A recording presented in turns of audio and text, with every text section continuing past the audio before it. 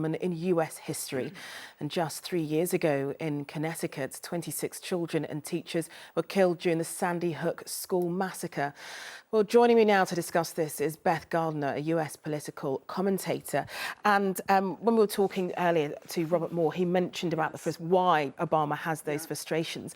The reality is nothing is likely to change as a result of today. That's right. I think there was you saw a very strong and very concerted push from Obama after the Sandy Hook shootings, the terrible massacre of those children a few years ago. And the people said at the time that if that couldn't bring about a change in the gun laws, then nothing would.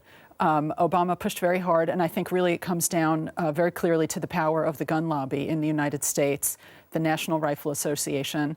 They're very powerful. They have a tremendous amount of money, and they push very hard on any lawmakers, especially Republicans, but Democrats as well, who oppose them, and that has really been the barrier to change. I think what's quite difficult for us here is to understand how that's even justifiable. Right. I mean, how do they justify loosening gun laws, which is the other thing they're trying to do at the moment? Yes. And when they can see shootings such as what's happened in Oregon? Yeah, well, it certainly is an issue that's very difficult for outsiders to understand. And I think even within the United States, the two sides are unable to understand one another, let alone find common ground. And as far as where the pro-gun forces are coming from, I think the most succinct statement of it came from the head of the NRA shortly after the school shootings a few years ago. He said that the only way to stop a bad guy with a gun is a good guy with a gun.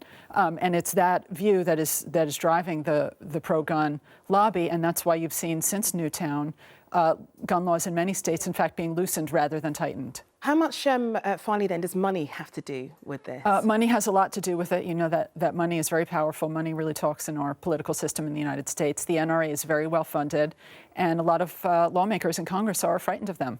Okay, well, thank you so much for joining us. Thank you. Still to come this lunchtime.